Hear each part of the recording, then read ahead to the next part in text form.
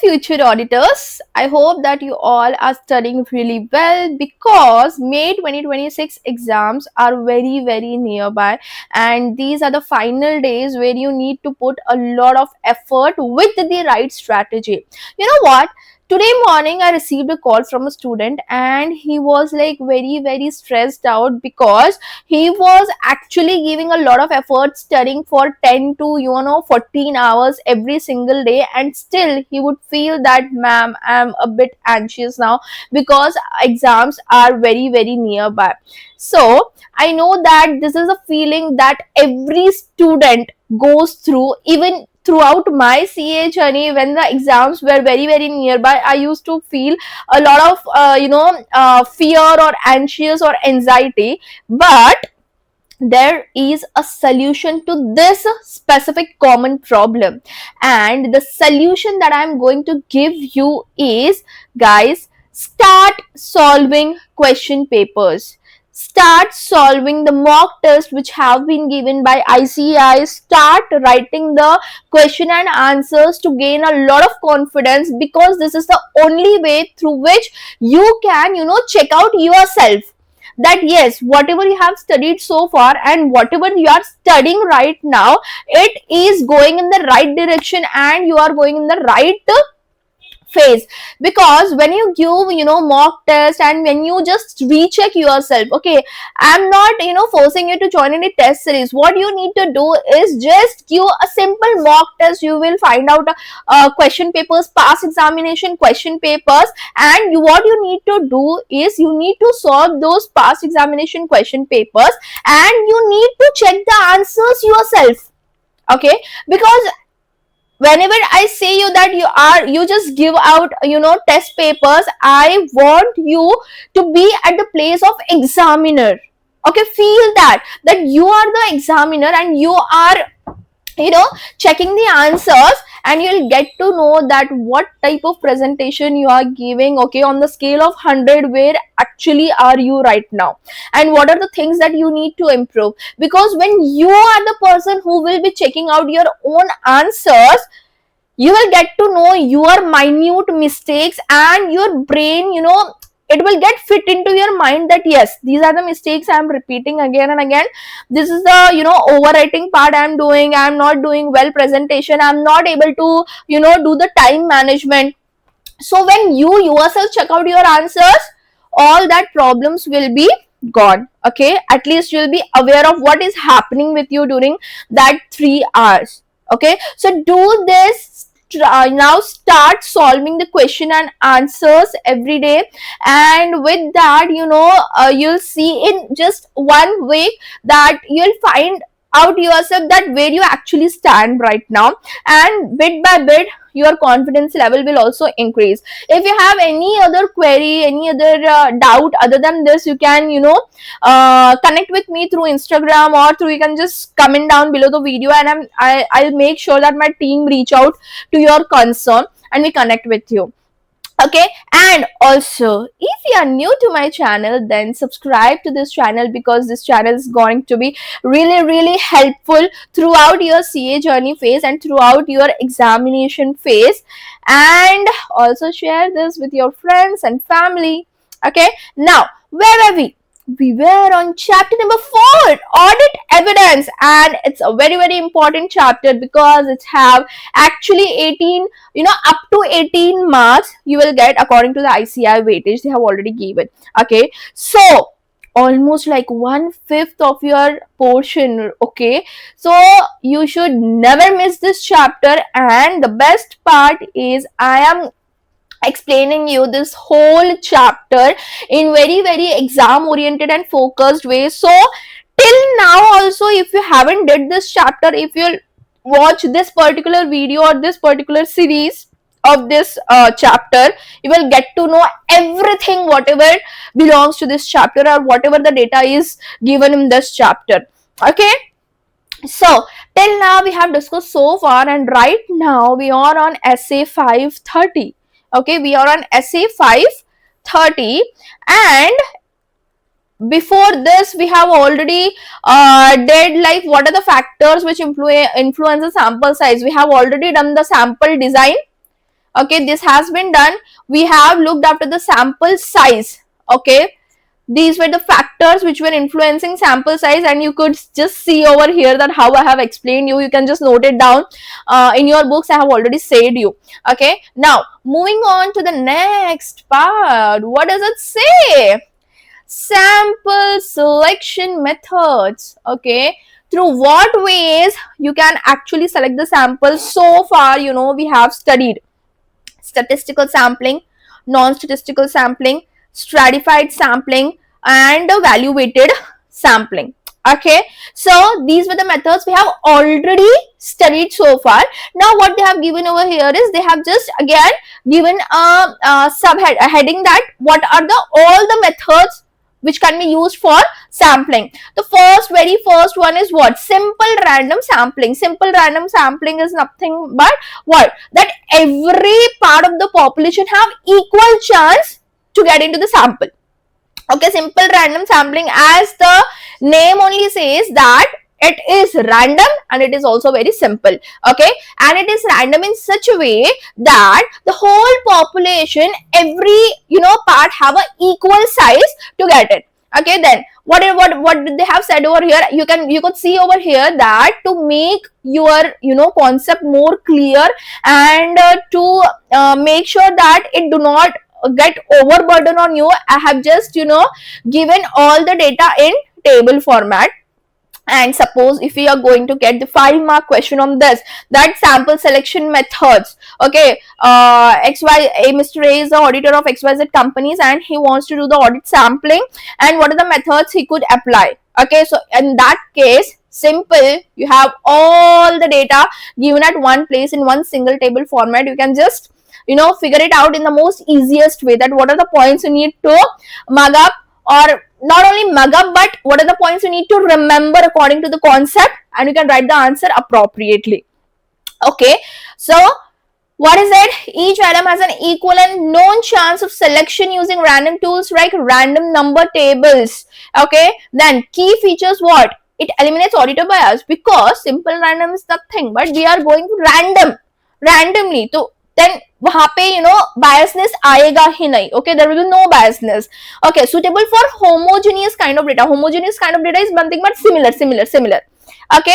Okay, then the limitations, not ideal for diverse or stratified population. Obviously, when we are talking about homogeneous, it is not suitable for heterogeneous data.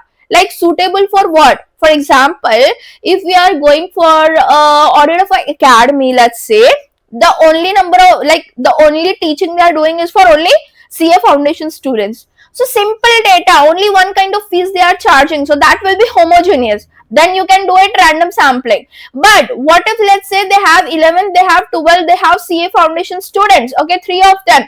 Here the fees will be charged differently, and the categories will be different. It will be stratified, it will be divided in different stratas. Then here the random sampling will not be applicable. Okay, when to use? Again, when the population is similar. Example, trade receivables I have mentioned over here. Okay, now the moving on to the next one, stratified sampling. Okay, we have already did this so far in detail. Stratified sampling is nothing but we are dividing the population into stratas, and just now I have given you the example also that 11, 12 and CA foundation, different fees we are charging. Okay, so we will be selecting one particular strata. Okay, let's say we will be selecting out 12th, the fees maybe like 20,000 to 50,000, we will be selecting these strata, or above 50,000 we will selecting these strata. If you want to know this concept in detail, go back to the earlier part of this video, in that it is well explained. Okay, now what is it given over here? Come on.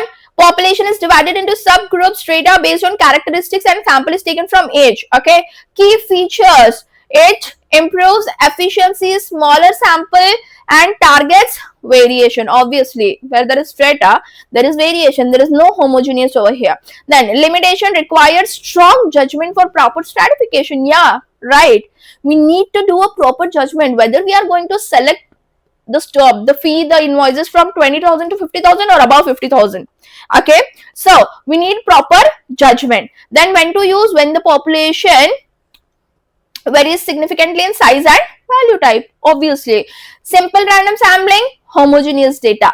Stratified sampling, heterogeneous data in short. Then systematic sampling, okay, selecting the sample after every nth number. Let's say after every 10th invoice we are selecting the 11th invoice, after every 10 number, after every 100th number. Okay, so systematic sampling is nothing but that. So what is that? Selecting every nth item after random start interval equals to population plus sample size. Okay, then it is really simple to use, it reduces time, it is less prone to duplication. Yes, absolutely. Then if population, what are the limitations? Biased if population has a pattern of matching interval. Yeah, it might be biased if the population has a pattern of matching interval. For example, there is a person in the company who is doing a fraud from long time, and he knows this really well, that after every 10 data I'll be doing is I'll just make the fake invoice of every 100th number. Okay, and unluckily the auditor have selected that 100th number only. So there will be maybe at the least situation, but we are talking about the bookish limitation over here. So it might be biased if a population has a pattern of matching interval. Okay, auditor ka bad luck.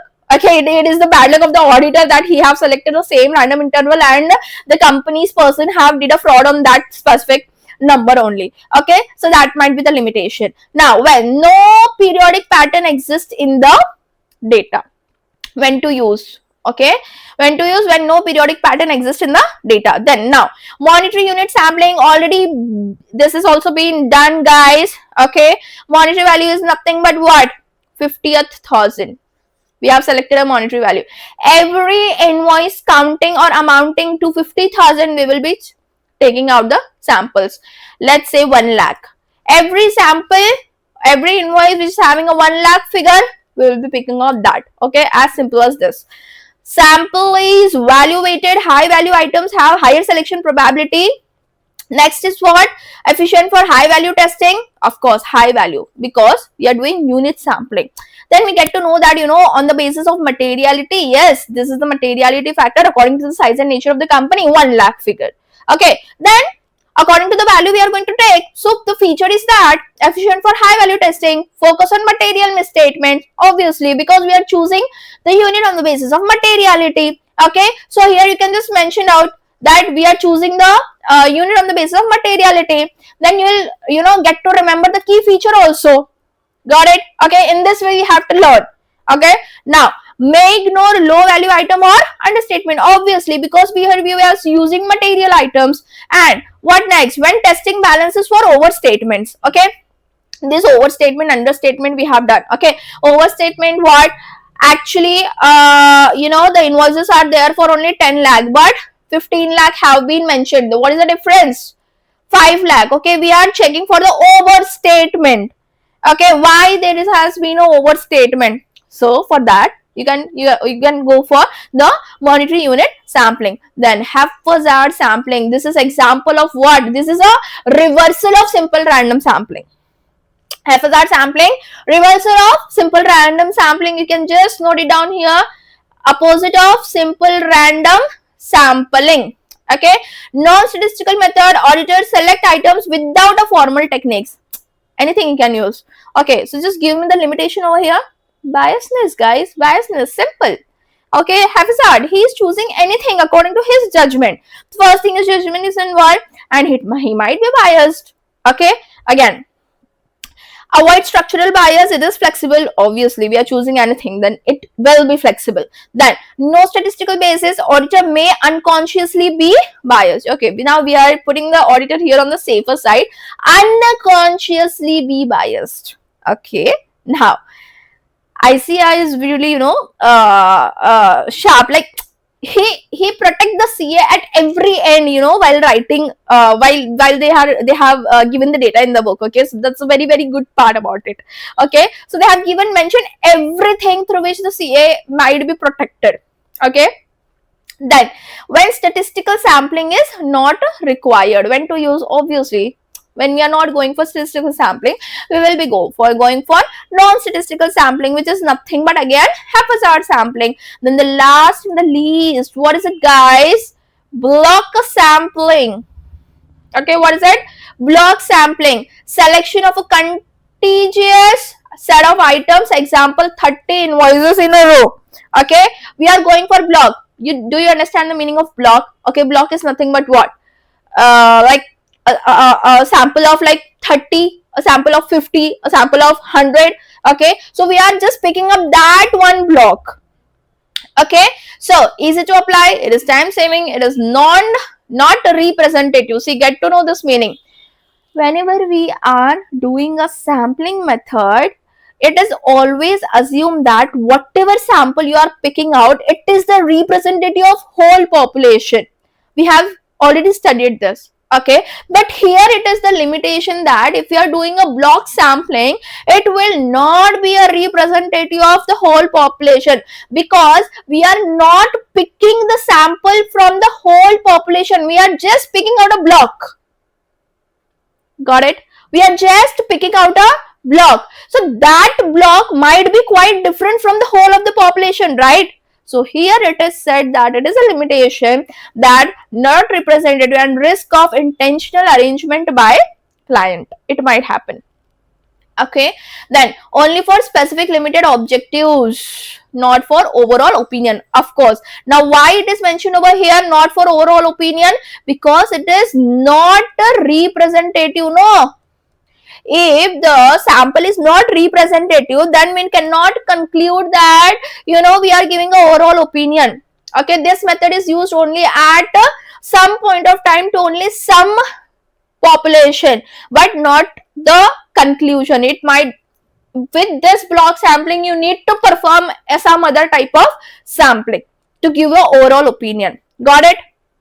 Okay, I think this is much clear now. Okay, now performing audit procedures. The next part is what? Performing audit procedures. Now, what they have given over here, now you say me like audit procedures. While performing audit procedures, what are the things that you will keep in mind?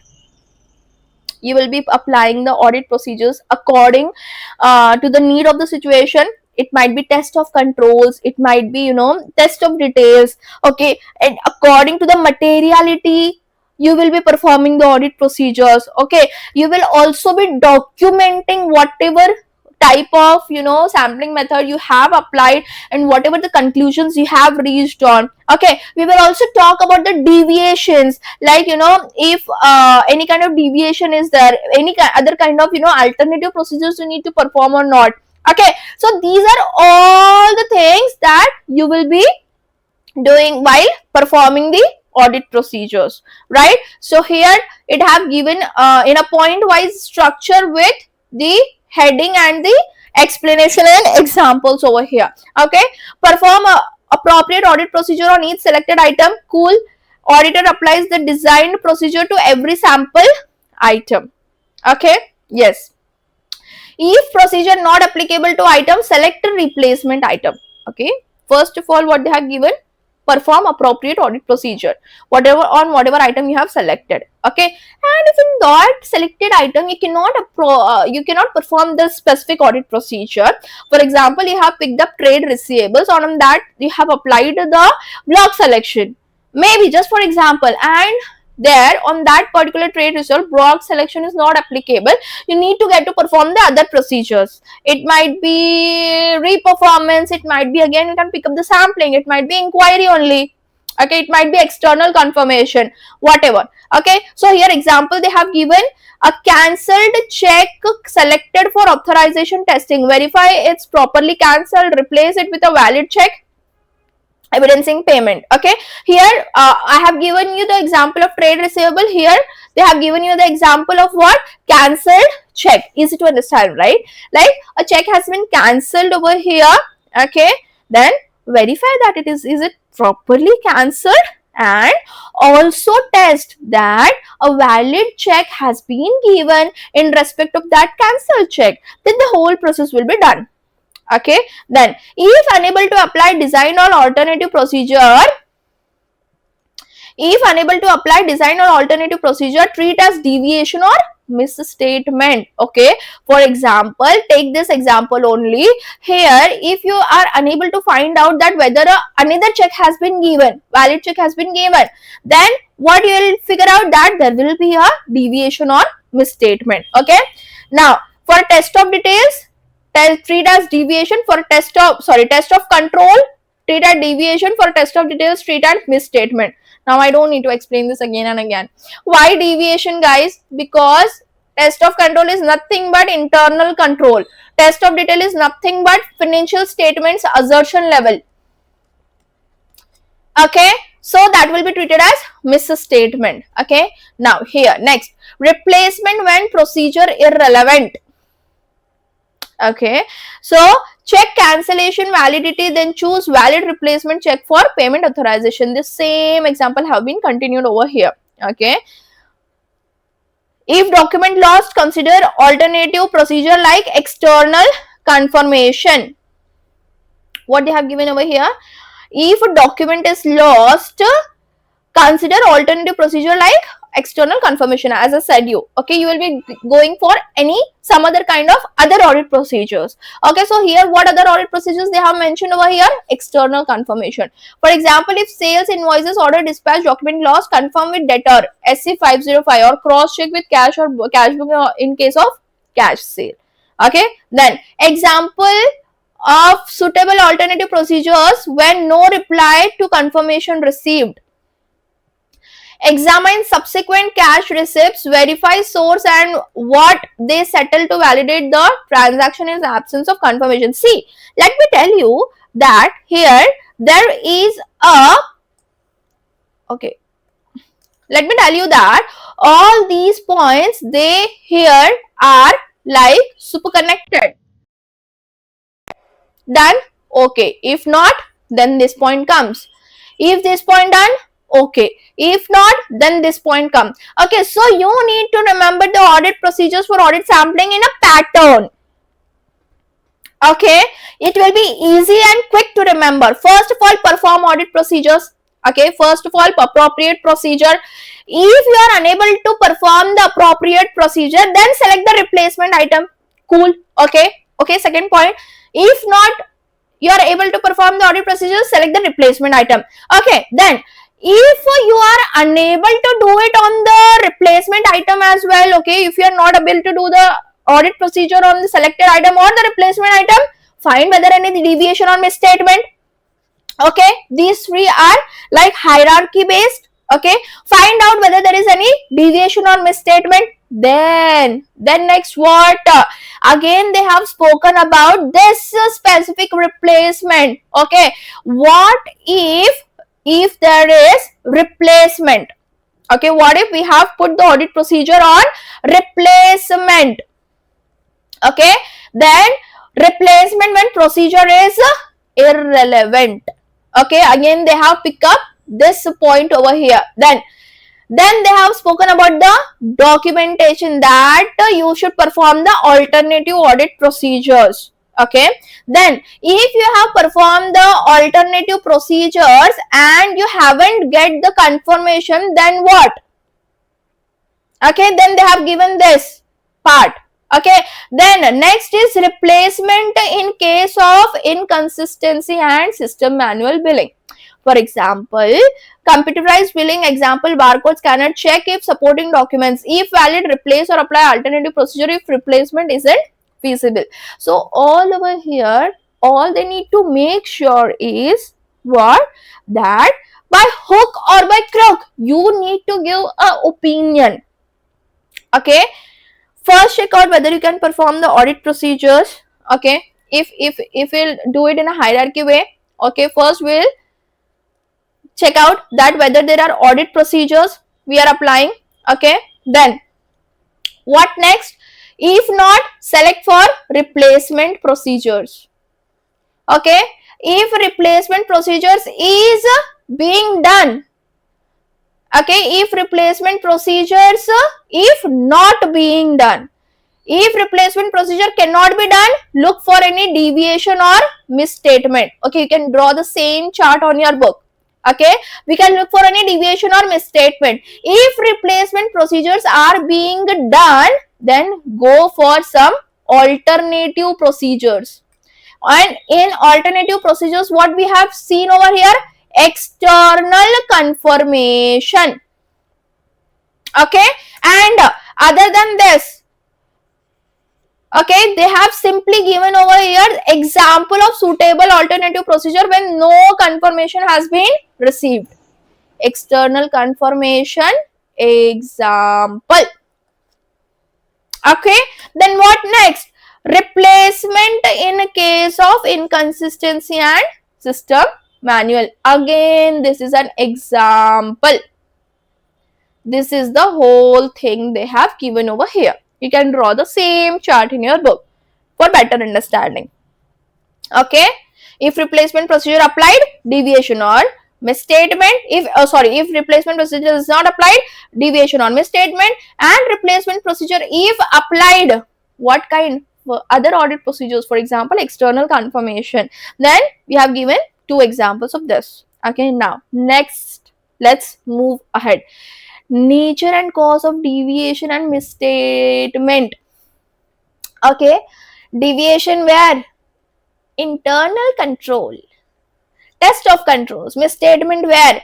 Test of details. This is test of controls. Okay, so nature and cause. See, why there will be a deviation or misstatement? Just tell me why there will be any kind of deviation or misstatement.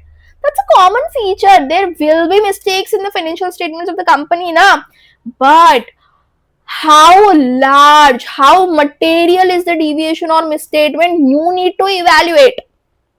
Okay, why you are here?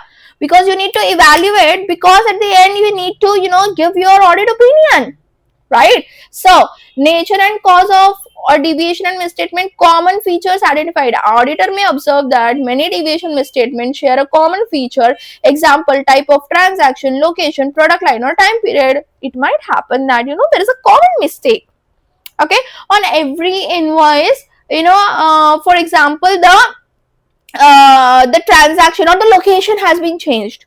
Okay, for example, there is a sales invoice,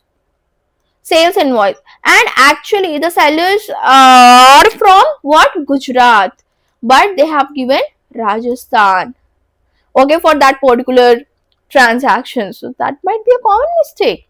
Okay, then, and what is this? Is this a misstatement or is this a deviation?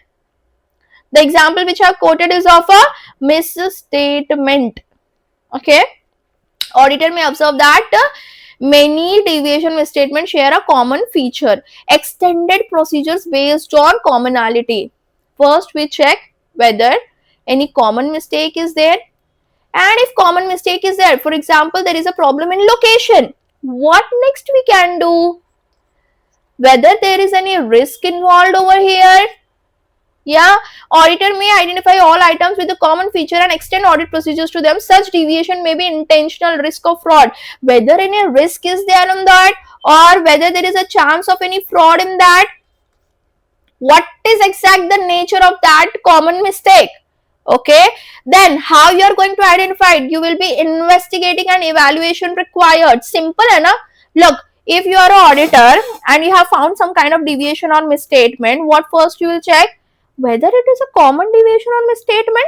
Then what are the further audit procedures you will be applying? You will be checking whether this is a risk of fraud or something like that. Then you will are going to investigate the nature and causes. Okay, what is it? Auditor shall investigate the nature and causes of any deviation or misstatement, evaluate their effect on audit objective and other audit areas. What is our audit objective? To give a reasonable assurance. So whenever you are going to get any kind of deviation or misstatement, check out whether our audit objective, which we have discussed in chapter number 1, whether that is being compromised, and accordingly you need to give the decision. If deviation is considered in anomaly is nothing but what? A misstatement or deviation that is clearly not a representative of others in the population. यानी कि भाई छोटी मोटी mistake, it's a bit a small mistake and it does not represent the mistake in the whole population, then what? In rare cases, if auditor consider a deviation misstatement to be an anomaly, they must obtain high certainty that it is not a representative of the population. Additional audit procedure for certainty: auditor must perform additional audit procedures to gather sufficient appropriate audit evidence that the misstatement deviation does not affect the rest of the population. Simple. Okay, if you get to if you will have any question on there is a deviation and misstatement, and throw light on this. Okay, they will be giving you the case law in such kind of questions, that what kind of misstatement are they giving. Okay, for example, they will be again giving the question you on there are sales invoices and there is a common location error. Okay, there is a common location, whatever discussed we have example. Now they will be framing question in this case study, and then what you need to write, you need to write these things, that check out whether there is any common feature, check out whether any further procedures we need to apply, check out whether there is any risk of fraud, investigate what is the nature and cause of that deviation. Okay, and whether that deviation is considered as an anomaly. This is the answer writing pattern, guys. Okay, and in this way case study may be formed. This won't be a direct question. Okay, such topic will never be a direct question. This will be a some kind of case study. You can check the scanners. Okay, so just you can put it down over here. Question will be asked from case study. Always remember, you are studying this just because you need to clear your exams. Always remember this, always and always, that you need to clear your exams, and that's why you are putting a lot of efforts over here. That's why I am putting a lot of efforts over here. I want you to clear this exam. So always keep remember in mind what kind of question will come from such kind of topic, and how you are going to write that answer appropriately. Okay, always keep this in mind. Then next, projecting misstatement. Okay, what is projecting misstatement? Do you remember what are the topic that we are discussing over here? This. Wait a second. Yeah, this is the whole thing we are discussing over here, guys.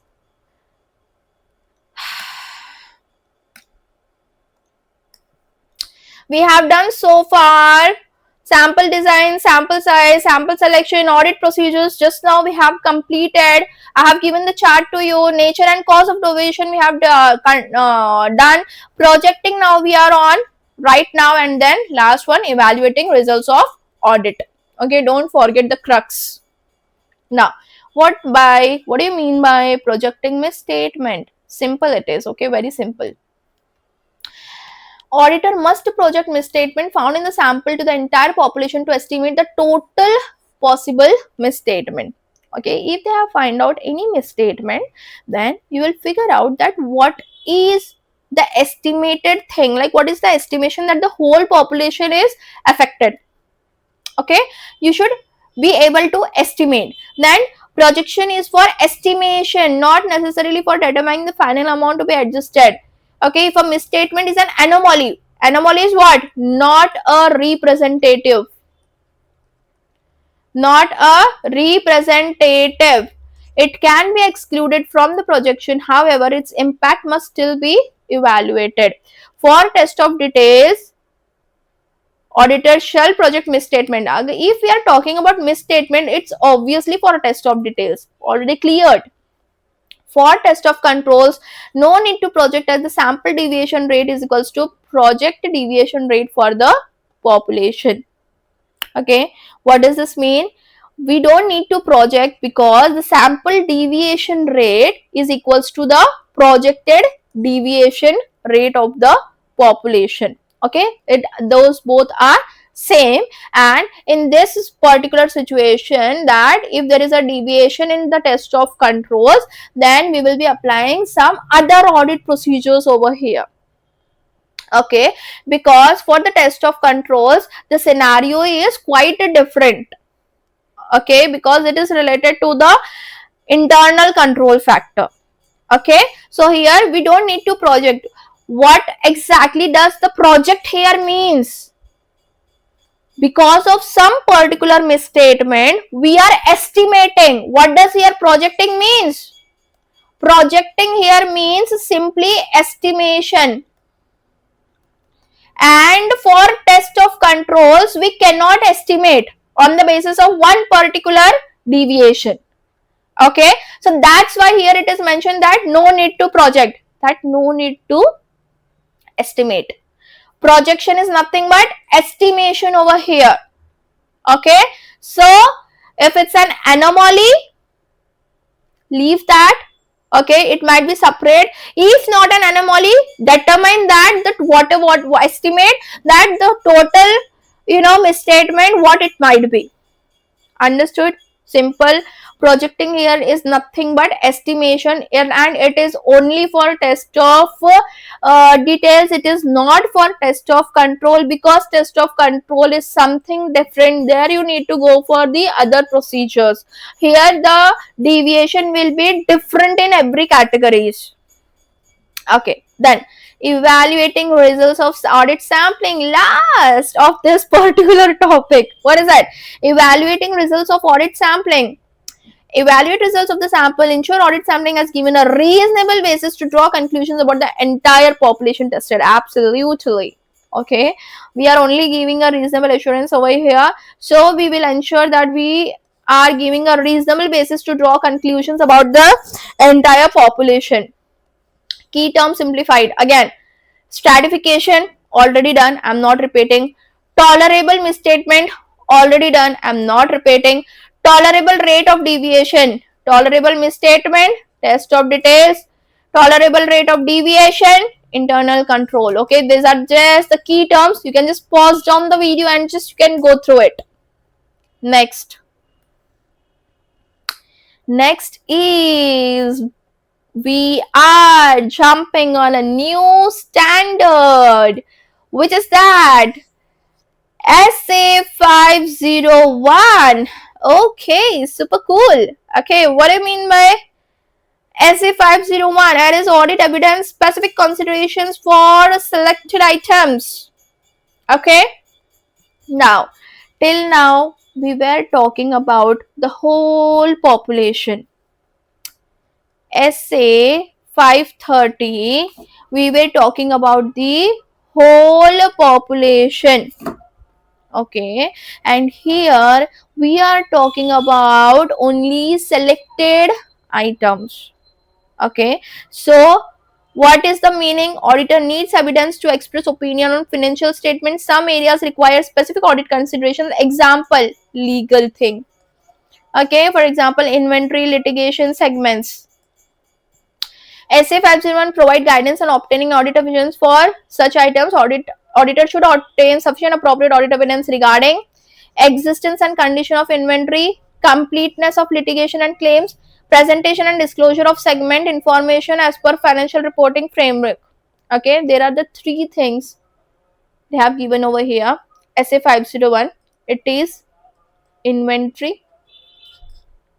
The next thing is litigation. Litigation is nothing but there is any case going on the company. Okay, and we are about to give the auditor opinion on that particular case. Okay, because that might be a legal thing and that will be really important. And the last is segment part. Okay, according to the financial framework, according to the legal framework for that particular company. Okay, for example, banks legal framework is decided by RBI. Okay, insurance companies is legal framework is decided by IRDA. Okay, so according to the legal framework, what we need to specifically consider for the specific segment. Okay, we are going to obtain audit evidence on these specific considerations. And what is the objective of the auditor over here? In case of inventory, what you are going to check? Existence and condition of inventory. Obviously, if you are going to let's say inventory of let's take an example of cell phone company, mobile company, or heavy metal company manufacturing. So there you need to check the existence and condition of inventory. The stock must not be overvalued or undervalued. Okay, Maybe you need here expert. It might be management expert or it might be outsider. Okay, the earlier part we need to link. Okay, then litigations, a completeness of litigation and claims.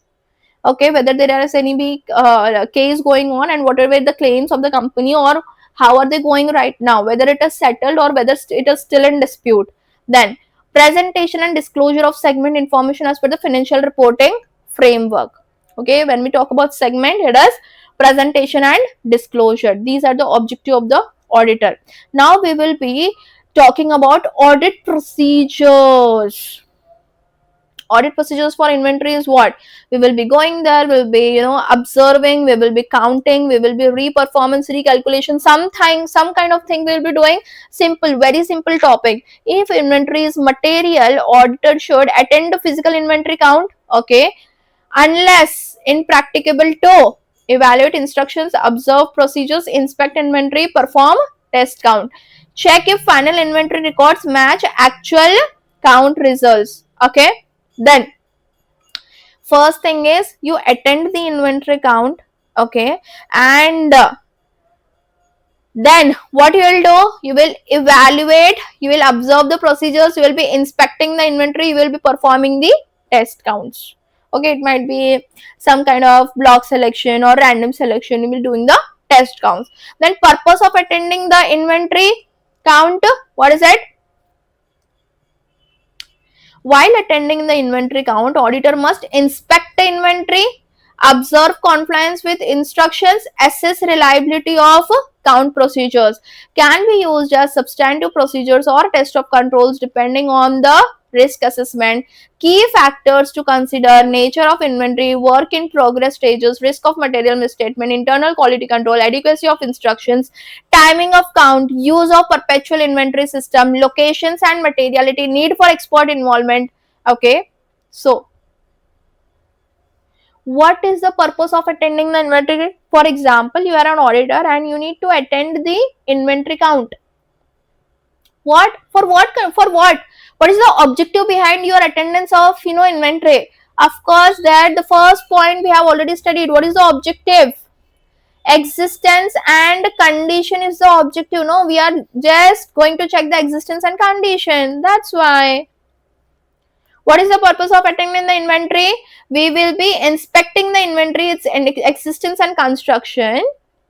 Okay, we will be observing the compliance with the instructions, and we will be assessing that whatever procedures are being applied over there, the testing, the way it is done, okay, the count, whether how it is done, whether they are reliable or not. Okay, then can be used as substantive procedures or test of controls depending on the risk assessment. How much risk? If higher risk is there, then we need to consider many factors. If lower risk is there, we will be considering a few factors. Okay, so according to the materiality of that particular balance or figure, we will be figuring out that what are the factors we need to consider. Okay, first is the nature of inventory. Nature is nothing but it is of perishable nature, non-perishable nature. Okay, example is durability. Okay, it may be durability.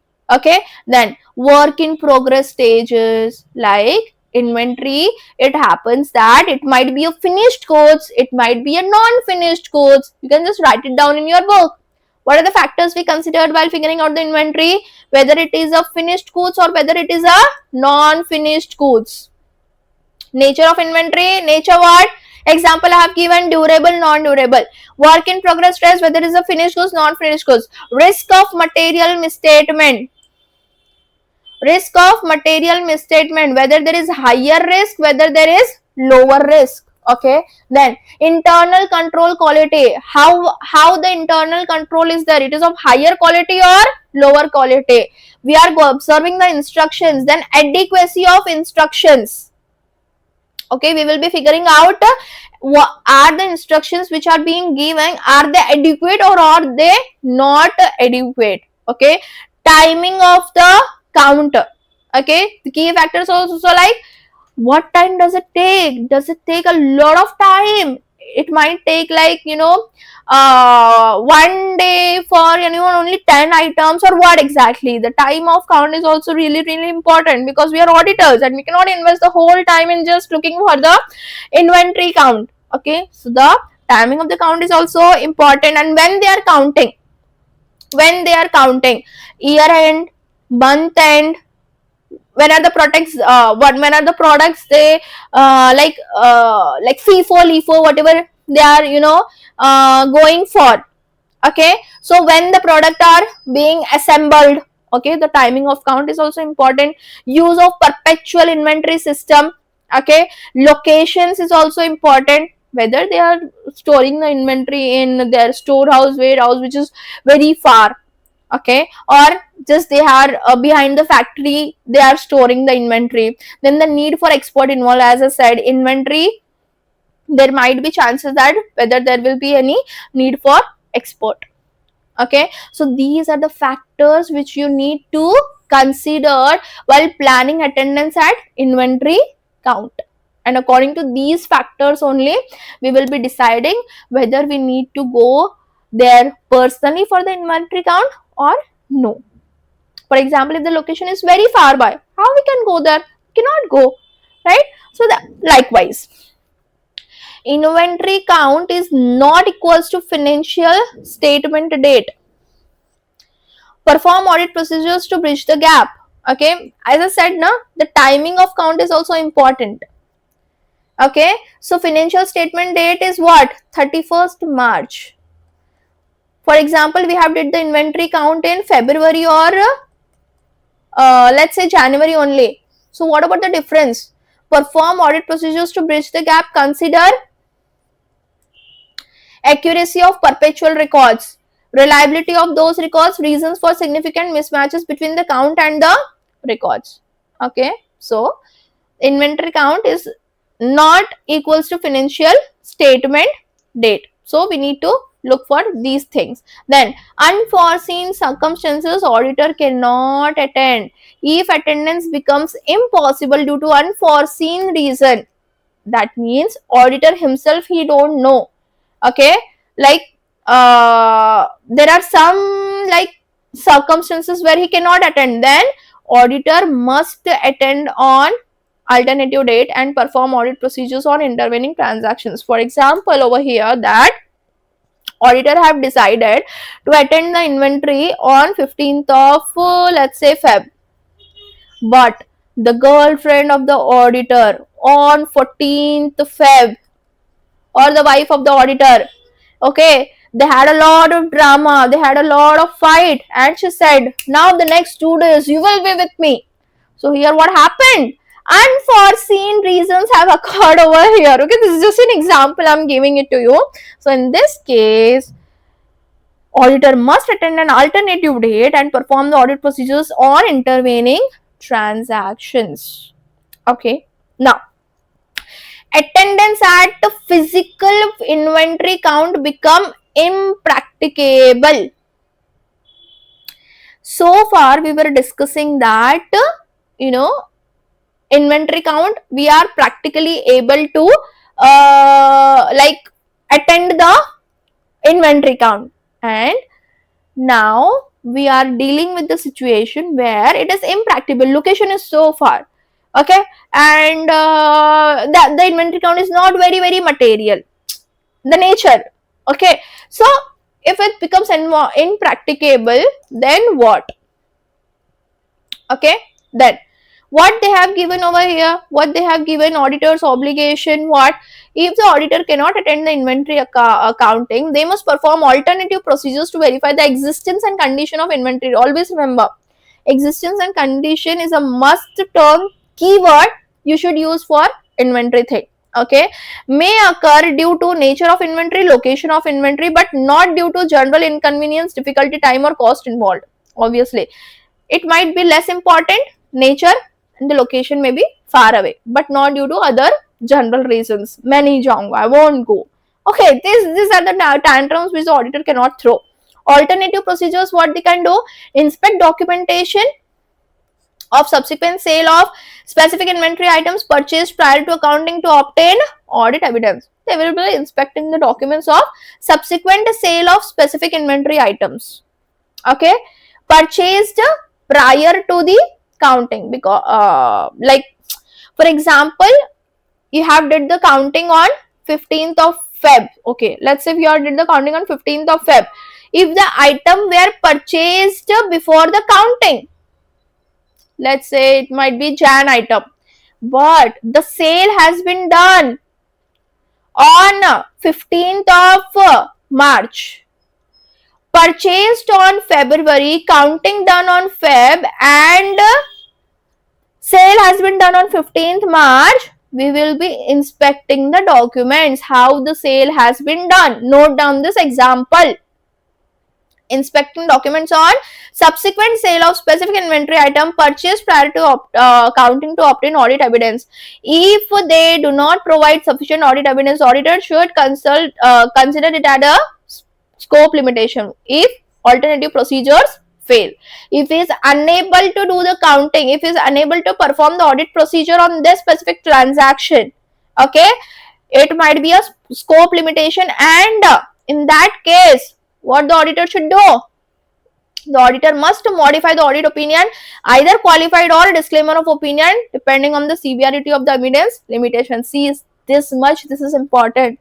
Directly disclaimer of opinion, directly modification of opinion, it impacts the financial statements a lot.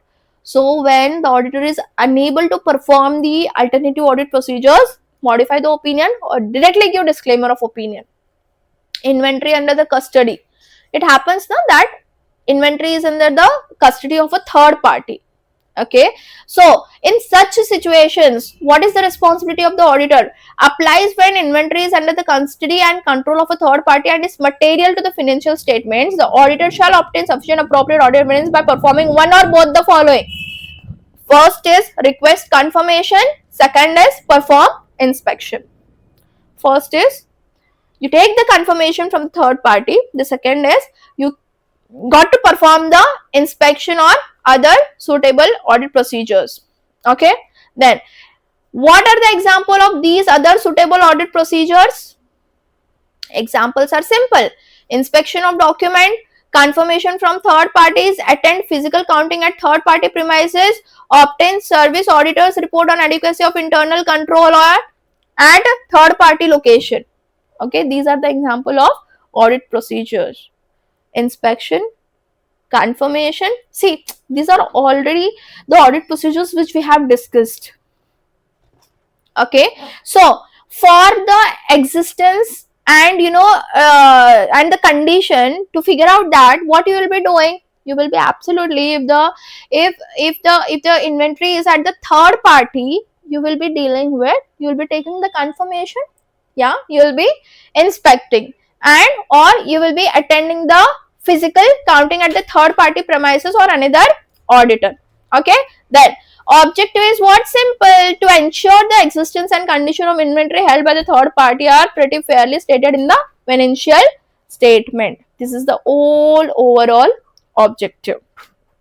Okay guys, so this is it for this video, and we'll be dealing with the litigation and claims and the segment part in the next video. Do not forget, this is SS 501 and you need to solve the question and answers right now after this particular watching this particular video. So go for question and answers, attempt the question and answers, do the writing practice, and let me know in the comment section that what problems you are facing and what are the things that you are worried for. Okay, bye bye, take care, all the very best.